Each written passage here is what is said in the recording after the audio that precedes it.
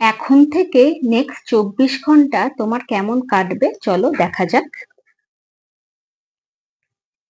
দেখা যাচ্ছে যে প্রোগ্রেস দেখা যাবে নেক্সট 24 ঘন্টার মধ্যে। 8 অফ ওয়ান্স কার্ডটা এসেছে, মানে প্রোগ্রেস দেখা যাবে নেক্সট 24 ঘন্টার মধ্যে। এক্সপেক্ট করা যাচ্ছে কমিউনিকেশন আর কোনো সাডেন ডেভেলপমেন্টস। নেক্সট কার্ড যেটা পাচ্ছি সেটা হচ্ছে the star. Stay hopeful and trust your intuition.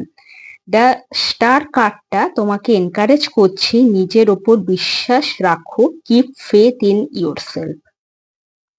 তারপর যে কার্ডটা পাচ্ছি সেটা হচ্ছে এস অফ পেন্টিকলস। এটা নিউ অপরচুনিটি বা প্র্যাকটিক্যাল সলিউশন বা পজিটিভ বিগিনিং হতে পারে, এইটাকে বোঝাচ্ছে। সেটা তোমার ওয়ার্ক রিলেটেড হতে পারে বা ফাইন্যান্স রিলেটেড।